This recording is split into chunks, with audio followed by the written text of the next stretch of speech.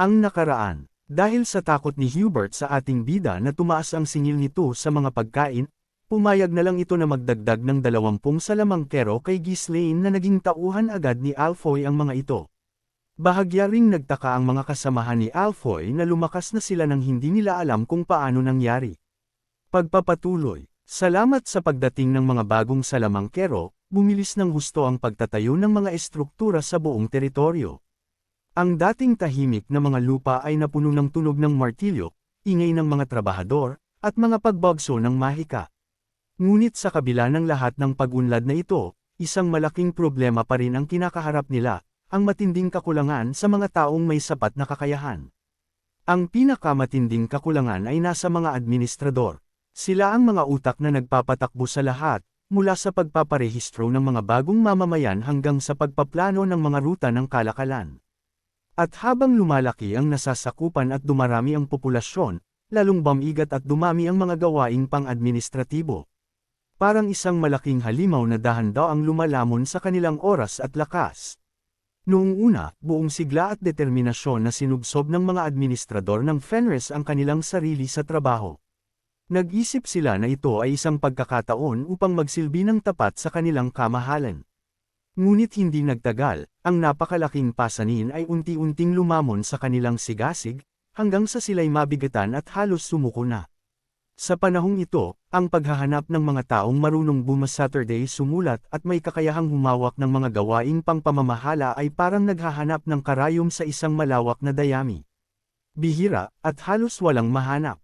Parang humihinto na ang lahat, wika ni Ghislaine, habang nakatitig sa metoteyog na tumpok ng mga ulat sa kanyang mesa. Ang mga ulat ay parang bundok na halos umabot na sa kanyang ilong. Sa kanyang tabi, si Claude, na may malalalim na eyebag sa ilalim ng kanyang mga mata, ay huminga ng malalim, puno ng pagkadismaya. Isang nakakapagod na pagbuntong hininga na sumasalamin sa kanyang pagod. Oo, kamahalan. Sa bilis nating ito, pati ang mga proyektong itinatayo ay tiyak na maaantala. Ang mga sahod para sa mga trabahador, ang pagkuha ng mga kagamitan, at ang pag-asikaso sa mga aksidente, walang tumatakbo ng maayos. Wala lang talaga tayong sapat na tao upang bantayan at pamahalaan ang lahat. Kahit pa binibigyan kami ng lakas ng pari para manatiling gising at nagtatrabaho, hindi ito sapat, paliwanag ni Claude, na para bang gusto na lang niyang sumabog sa sobrang bigat ng nararamdaman. Kahit pa si PUT ay nagsisikap upang buhayin ang mga tao, ganito pa rin ang sitwasyon, tugon ni Ghislaine. Napakalaking mental na pagod ang nararamdaman namin.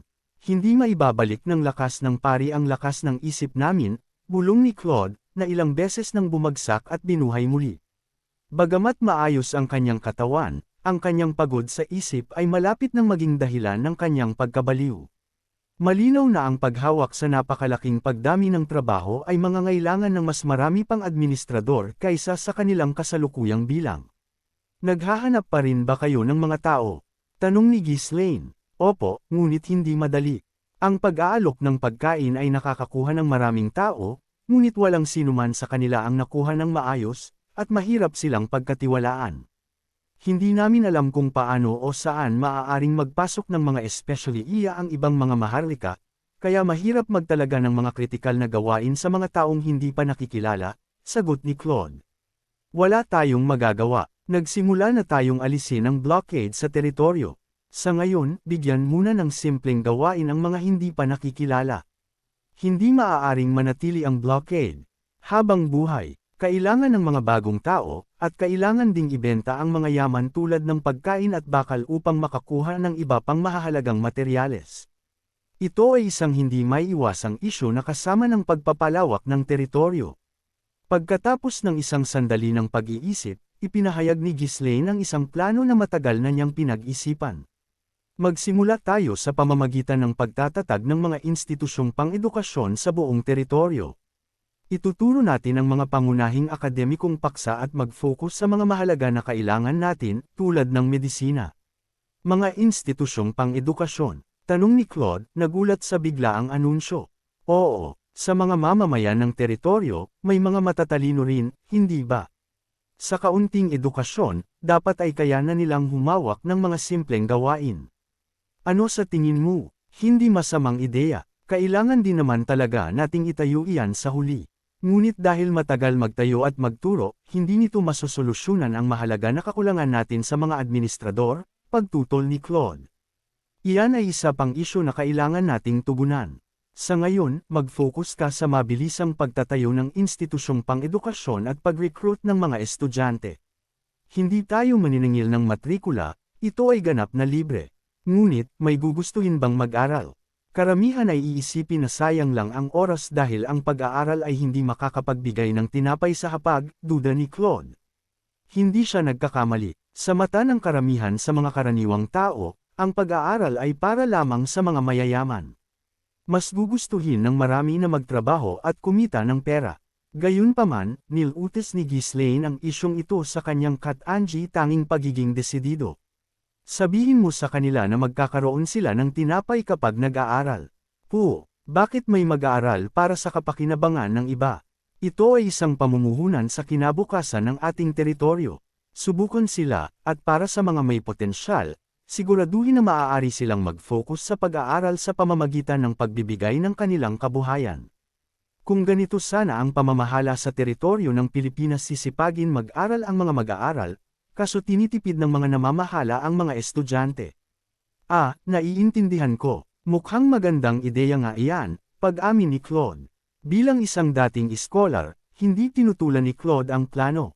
Para sa kinabukasan ng teritoryo, mahalaga ang pagpapalaki ng mga talento. Naintindihan din niya ang kahalagahan ng paglikha ng isang matatag na kapaligiran para sa pag-aaral. Bagamat tiyak na malaki ang magiging gastos, walang duda na ito ay isang matalino at tamang patakaran. Ang iba pang mga pinagkakatiwalaan ni Ghislaine, na mga may pinag-aralan din, ay hindi rin nagbigay ng anumang pagtutol.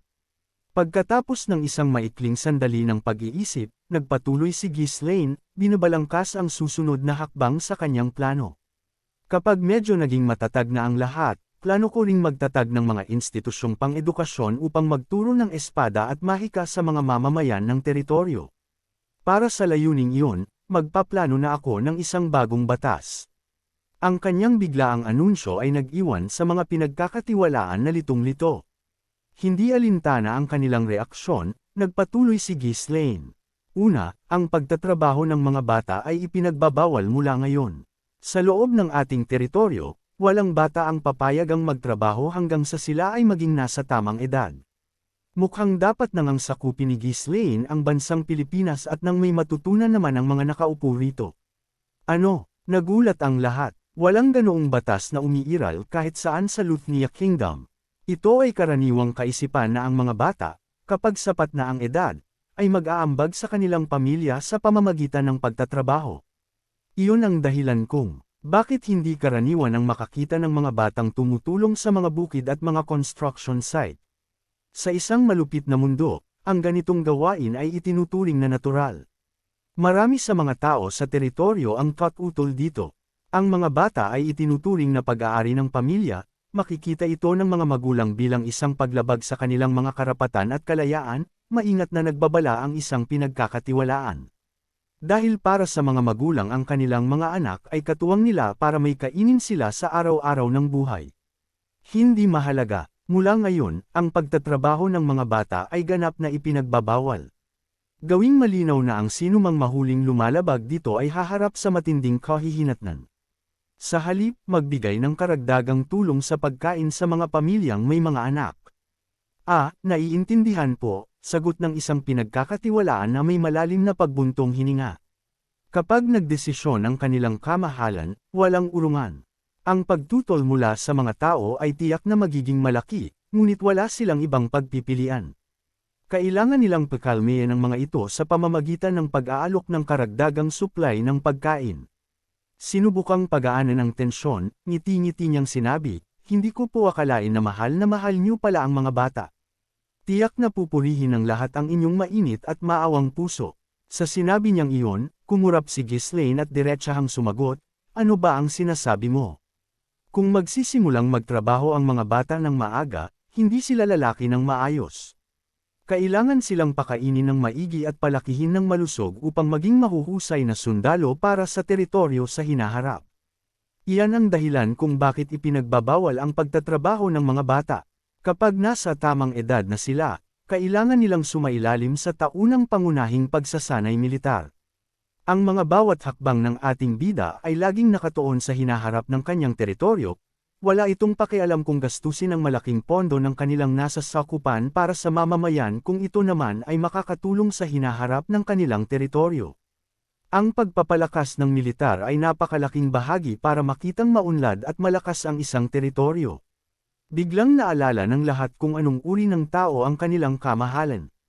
Napagtanto ang tunay na intensyon ni Ghislaine, ang mga pinagkakatiwalaan ay naiwang walang imik. Ngunit hindi pa tapos si Ghislaine. Pangalawa, lahat ng mga bata ay dapat makakuha ng pangunahing edukasyon. Dahil magtatatag din naman tayo ng mga institusyong pang-edukasyon, gawin na nating sapilitan ang pagpasok. Sa pagbubuklod ng mga pamayanan, dapat ay makakamit ito ng mabilis.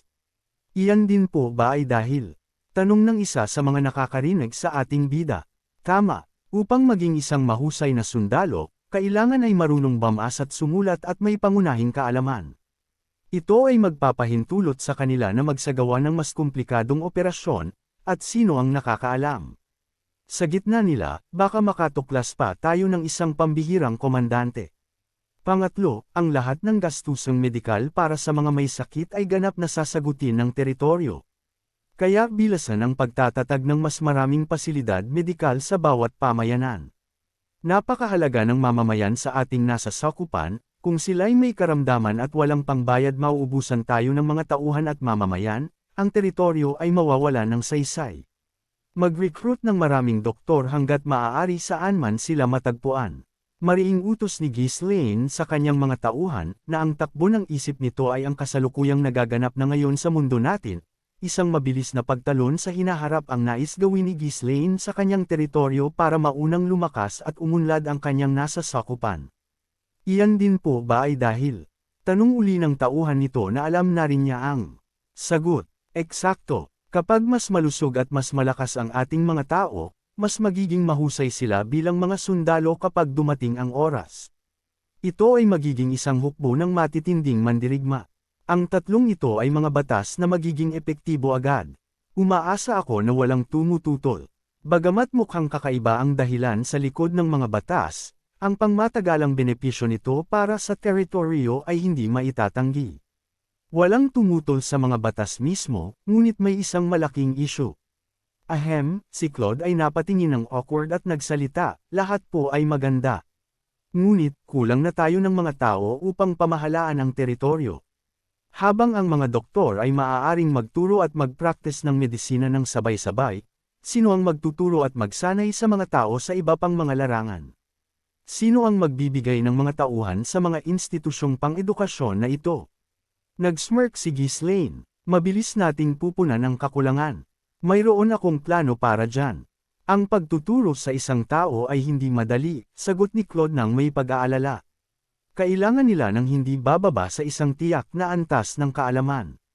Saan kayo makakahanap ng mga iskolar sa ganoon kabilas na oras? Tinuro ni Ghislaine si Claude. Pumunta ka at tipunin ng ilan sa iyong mga kaibigan mula sa akademya na pinasukan mo. Maraming tao doon, hindi ba? Ang aking mga kaibigan. Pagkabigla ni Claude sa pinapahiwatig ni Ghislaine. Oo, dalhin mo ang marami hanggat maaari. Gamitin mo ang anumang paraan na kinakailangan. Sabihin mo sa kanila na kung pupunta sila sa Fenris, magkakaroon sila ng posisyon bilang propesor sa akademya o isang posisyong managerial sa teritoryo. Biglang namutla ang mukha ni Claude. Ang pagtuturo at paghawak ng mga tungkuling administratibo. Walang sino mang gugustuhin ang ganoong trabaho. Bukod pa rito, hindi niya madala ang kanyang mga dating kaibigan sa akademya sa isang tiwangwang na lugar na tulad nito. Maaaring mga kaibigan ko sila, pero sa totoo lang, silang lahat ay mahina. Sa pisikal at sa isip. Si Claude, pagkatapos na diretsahang masangkot sa rebelyon at dumaan sa iba't ibang paghihirap, ay nagkaroon ng tinatawag na matibay na kalooban. Ngunit ang mga kaibigan na pinag-aralan niya ay mga iskolar na namuhay ng marangya at nakatuon sa pag-aaral. Sa tingin niya ay tiyak na tatakas sila habang umiiyak sa loob ng isang linggo. Kailangan ba talaga nating pumunta sa kaharian ng Siren, isang maliit at hindi gaanong mahalagang bansa, para magdala ng mga maraming iskolar sa kanila sa Luthnia Kingdom. At mayroon ding maraming prestihiyosong Akademya Luthania Kingdom. Ano ang magtutulak sa mga taong iyon na pumunta sa isang tiwangwang na hilaga? Nagre-recruit na tayo, pero hindi ito naging madali, hindi ba? Kung gayon, bakit pupunta ang mga iskolar mula sa ibang kaharian dito? Ang iwan ng sariling bayan ay isang pagsubok. Isang tunay na pagsubok.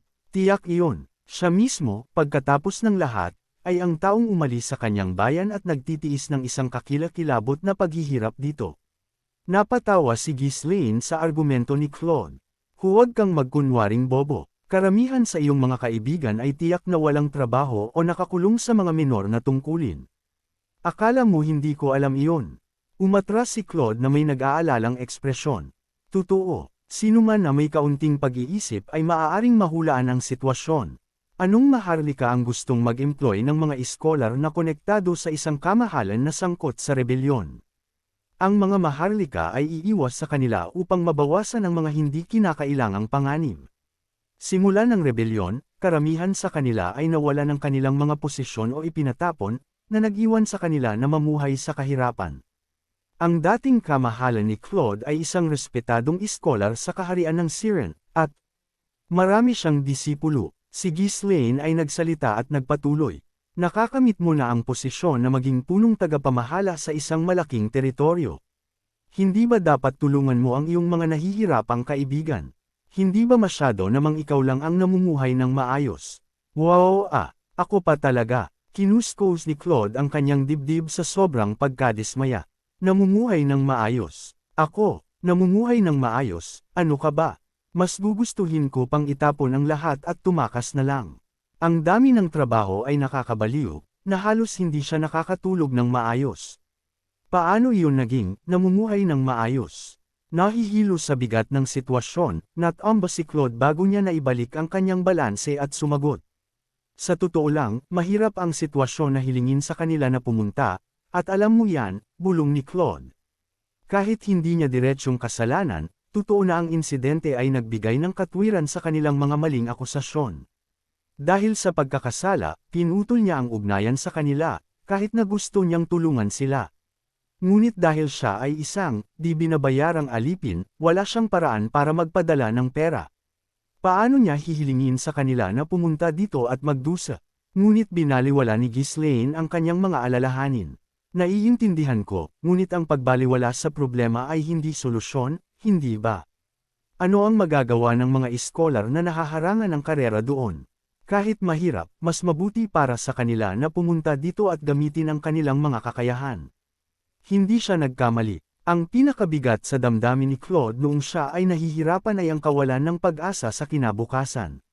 Kung mas matagal pa, ang mga kaibigan na iyon ay maaaring mamuhay tulad ng mga pulubi bago mamatay, nang hindi na ipapakita ang kanilang mga kakayahan o ideal na ginugol nila ang kanilang buhay sa paglinang. Pagkatapos ng matagal na pag-aalinlangan, maingat na nagtanong si Claude, paano kung tumanggi pa rin ako? Alam mo kung paano kami nagtatrabaho, hindi ba? Hanggang sa mapunan natin ang mga posisyon, magpapatuloy tayo sa kasalukuyang bilang ng mga tao. Bakit mo tinatanong ang isang bagay na napakalinaw? Dinampya ni Claude ang kanyang noo. Tama si Ghislaine. Ang pag-recruit ng maraming iskolar ng sabay-sabay ay ang pinakamabisang paraan. Mas madali ito kaysa sa pagsisikap na maghanap ng isa o dalawa. Bukod pa, hindi na nila kailangan pang alamin kung ang bawat isa ay especially iya. Dahil ang mga kaibigang ito ay may mataas na pinag-aralan, hindi sila mahihirapan na humawak ng mataas na tungkulin. At ang kanilang iba't ibang kaalaman ay maaaring mabilis na tugunan ang mga kakulangan ng teritoryo. Sabihin mo sa kanila na tretuhin namin sila ng maayos. Maaari nilang dalhin ang kanilang mga pamilya at manirahan dito. Personal kong ginagarantiya ang kanilang kabuhayan, sabi ni Ghislaine. Hindi ka panipaniwala. Kahit ngayon, iniisip niya ang pagpapalaki ng populasyon, naisip ni Claude, habang nakatitig ng blanko kay Ghislaine. Ang taong ito ay talagang alam kung paano kukuha ng bawat benepisyo mula sa anumang sitwasyon. Gayunpaman, tiyak na pahahalagahan ng kanyang mga kaibigan ang alok. Hindi bababasa, hindi na nila kailangang mag-alala tungkol sa pagkagutom. Pagkatapos ng ilang beses na pagkamot sa ulo, nagdesisyon si Claude at nagsalita ng may determinasyon. Sige, dadalhin ko sila, kasama ang kanilang mga pamilya. Dahil sa mga lumang sugat, binaliwala niya at iniiwasan sila hanggang ngayon. Ngunit hindi iyon ang tamang gawin. Karapat-dapat silang mabigyan ng pagkakataon na pumili ng kanilang kinabukasan.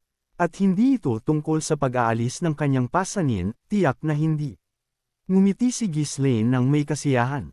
Gumawa ka ng tamang desisyon. Kondisyunin mo ang maraming kaya mo at dalhin sila dito. Kung gayon, kailangan ko ng medyo malaking pera para dyan. Bakit? Sino ang pupunta kung mukhang sira-sira ang lahat? Kailangan kong magmukhang nagtagumpay sa buhay talaga, hindi ba? Dapat akong magkalat ng pera upang mapahanga ang aking mga kaibigan. Sabi ni Claude na mukhang maiisahan niya si Ghislaine sa pagkakataong ito. Sige, gamitin mo ang kailangan mo. Ngunit kung ano lang ang kinakailangan. Ayaw man ni Ghislaine, pumayag siya. Hindi niya maiwasang mag-atubili. Habang hindi siya ang uri ng taong nagtitipid sa mahahalagang gastos, si Claude ay may ugaling na sobra-sobra kung mag-isip at kumilos paminsan-minsan. Dahil hindi niya masusubaybayan si Claude, wala siyang pagpipilian kundi bigyan siya ng kalayaan. Ahem, kung gayon, aalis na po ako. Ngayon na may opisyal na pahintulot para sa kanyang, malinaw na pag-abuso sa pondo ng bayan, tuwang-tuwa na hinayla ni Claude si Wendy habang siya ay umaalis. Maliwanag na siya ay sumusunod sa pilosopiya na huwag masyadong mag-isip kapag nagawa na ang desisyon, mas mabuting tamasahin na lang ito. Pinanood ni Ghislaine ang kanyang papalabas na likod sa loob ng isang sandali, napangiti, at nagbigay ng utos.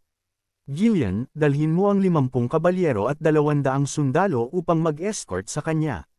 Dahil sa ugali niya, baka maarang siya ng mga bandido at kunin ang pera at maluste lang sa wala. At kailangan nating siguraduhin na ang lahat ay makakabalik ng ligtas. Naiintindihan, sa isang matatag na escort, wala nang dapat alalahanin si Claude. Nilagyan niya ang mga karwahe ng maraming probisyon at dumiretso sa kaharian ng Siren. Abangan! Kung nagustuhan po ninyo ang aking recap, huwag sana ninyong kalimutan ang mag-like o mag-comment. Maraming salamat.